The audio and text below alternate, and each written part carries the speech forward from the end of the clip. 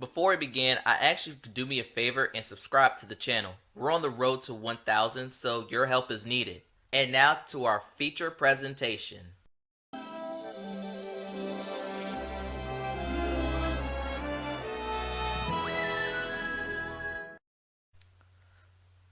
Welcome back, ladies and gentlemen. Today, I want to do a Pixar tier list. Now, earlier this year, I did a tier list on Disney. If you have not seen that one, I highly recommend you check it out. So today, I want to just do the Pixar movies, unedited, unfiltered, unscripted. So you're gonna hear every little mistake I make and every little stutter that I make too. Also in this video, I'll be sharing my opinions on the recent Lightyears movie because that's basically the inspiration for me making this video. I just saw it last week and I'll share you my thoughts on the movie at the end of this video. So let me explain the tiers that we have. We have the certified classics, which are some of the best Pixar has ever made. The excellent tier, the movies that aren't really classics, but they're good in my eyes. The solid tier, good, not great, kind of meh. The could have been better, which is more so disappointing. Big miss, which means they're not good. And the haven't seen tier, which the movies I obviously haven't seen. So, without further ado, let's begin. Starting off with Toy Story, the first ever Pixar movie ever made, first ever computer animated movie made, released in 1995. And for me, this is not the Toy Story I gravitate to, because I mostly gravitate towards Toy Story 2. I actually like Toy Story 2 much better. Toy Story 1 was fine, but it was just not for me. But I can't put it in the could have been better tier because it was a evolutionary movie. I'm just gonna put this one in solid because I like Toy Story 2 better. And speaking of Toy Story 2, I'm just gonna go ahead and knock this one out and put it in excellent. A Bug's Life is next, and about a month ago, I actually watched this movie for the first time ever. And many people call this the worst Pixar movie of all time, but there were good parts in it. I didn't think it was that bad. Now, could have been better? Absolutely. But I feel like it was more solid than good, than could have been better. Next we have is Monsters Inc. And this is going to be very, very unpopular. What I'm about to say, I really could care less about Monsters Inc. In that Monsters Inc. franchise. I'm not really a big fan of those. I don't know what it is. Just that maybe it's the plot that I'm not engaging with. Maybe it's something that I don't like about Monsters Inc. But I have seen Monsters Inc. the first one, and it's solid. This is another one of those solid movies. Now next we have is Finding Nemo. I remember watching this movie as a kid. I think on cassette I wore out that movie very well. I could safely say that this is one of the best Pixar movies ever made. Easily a certified classic. Next we have is The Incredibles, and like Monsters Inc., I really don't like the Incredibles franchise that much. Although the first Incredible movies was pretty good. And I'm gonna put this in the it's not a miss, it's more so solid. Cars 2, Cars 1 is next. I actually liked Cars 1. I'm gonna put that in excellent. I don't think it's a classic by any means, but Cars Cars 1 is a very fun movie. I really like that one a lot.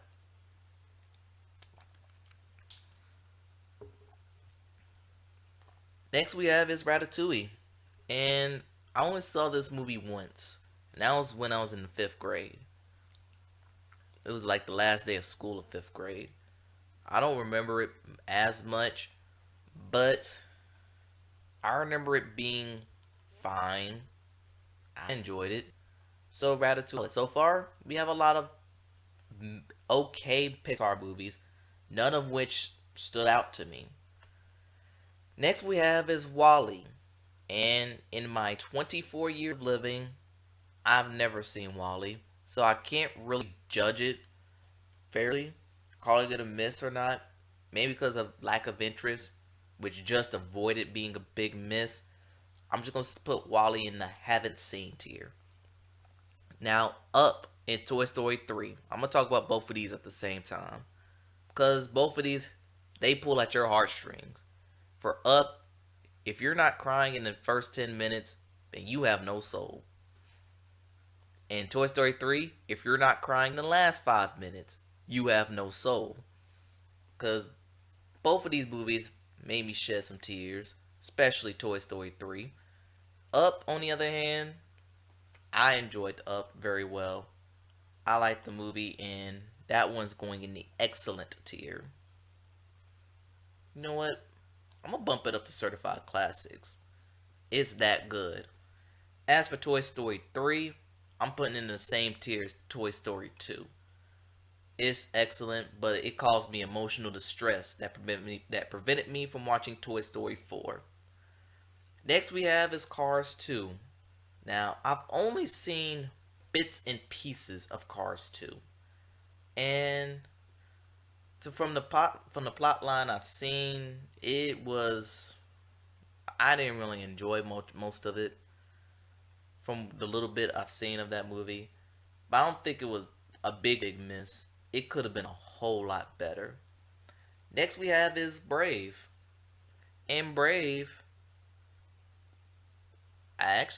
this was another one that I feel like is more popular than most people think.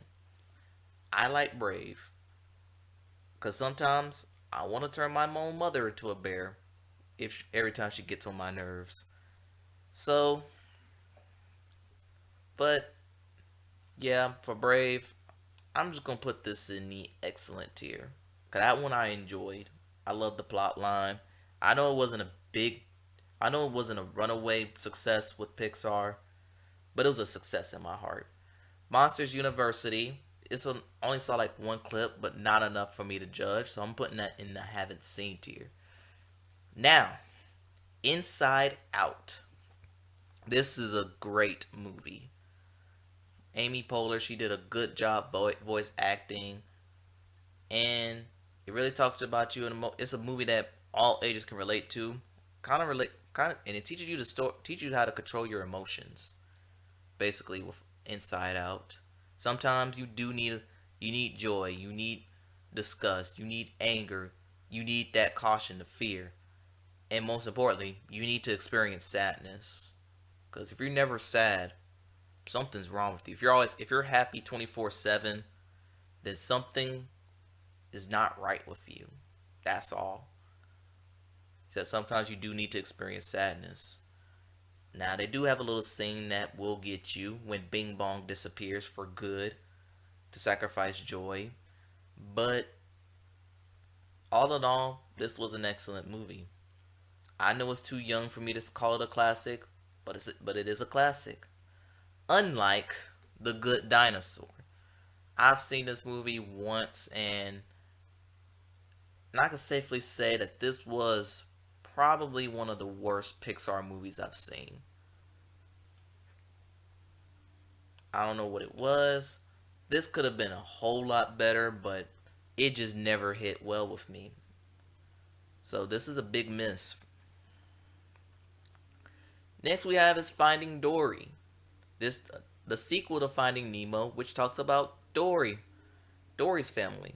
She's she goes on a quest to find her family while Marlin and Nemo tries to look after her. And safely to say that Finding Dory, it was okay. It was not like Finding Nemo, but it was a fun watch.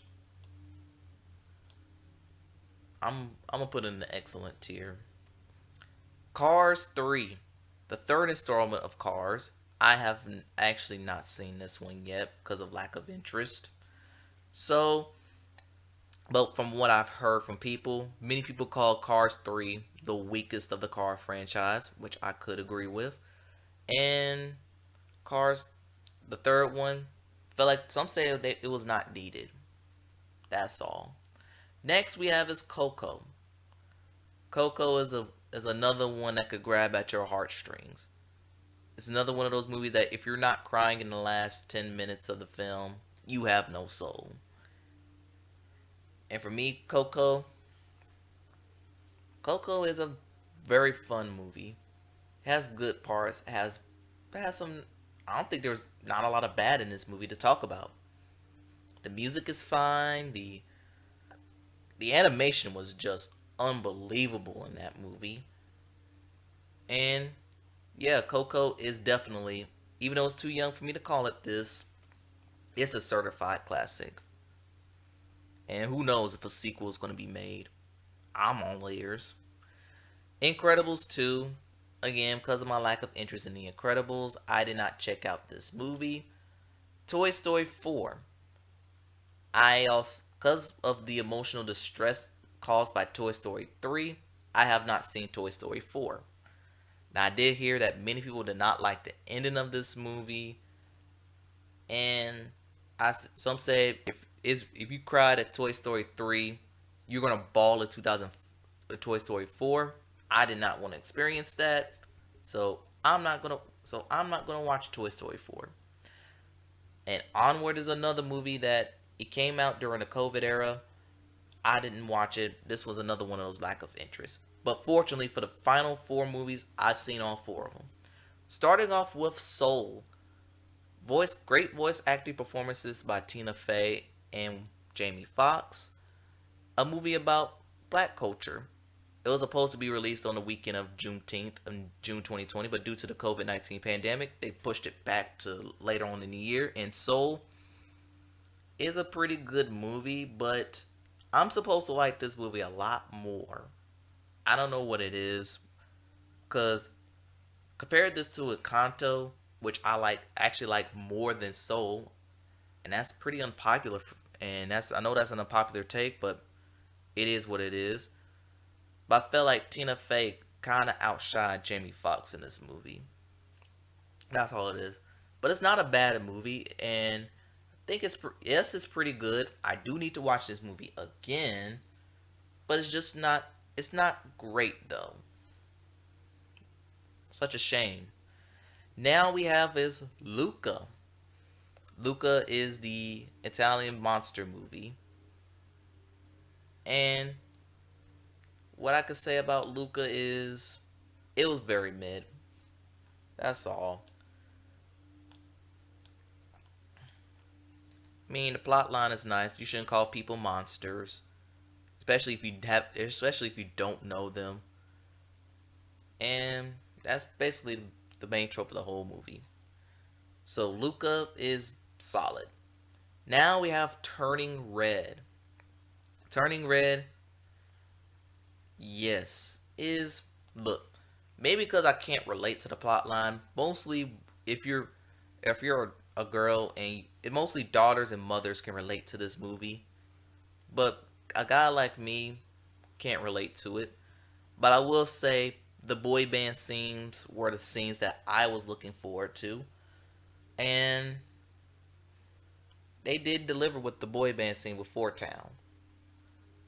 But as the movie itself, it was very solid. I call it a solid movie. Not a great one. It was just very mid for me. And last but most certainly not least, Lightyear. I've actually seen this movie about a week ago, a week from this video being made, and my thoughts on this movie. Wow, I am underwhelmed. For one, I felt like we didn't really need a Lightyear movie. My generation, we had a whole Lightyear show that we could have watched to follow Buzz Lightyear. And we had all these other Toy Story sequels that we could have to get to know Buzz Lightyear. In the movie, I thought I heard Tim Allen's voice at one point. I never did. Not to knock Chris Evans and Keke Palmer. Both of these two did pretty good. But I felt like this movie was pushing an agenda more so than making an audience fall in love. I don't know what the agenda is. I don't know. Some said it was. They also kind of. Some say they made this movie about the same sex kiss that triggered mostly everybody, mostly the conservative right, but we don't get political on this channel. And many theaters boycotted the movie because of the same sex kiss, which only occurred for about 2 seconds, and if even if that long, and it only was like within the first 30 minutes. Some say they put it in there on purpose to push that agenda. I don't know if that much is true, but it really rubbed most movie lovers the wrong way. Now, for my thoughts on the Lightyear movie, I didn't think it was a big miss. It could have been better though, mostly because of if they would use some of the elements for the TV show, which they only did to a small extent. This movie could have been a whole lot better. And on that note, this is my Pixar tier list. Short, kind of short, sweet, to the point, but I feel like it's this is my opinion. More of it was based off of my opinion. The last Disney tier list wasn't. So tell me in the comments below, what is your favorite Pixar movie of all time? Thanks for watching, and I'll see you next time.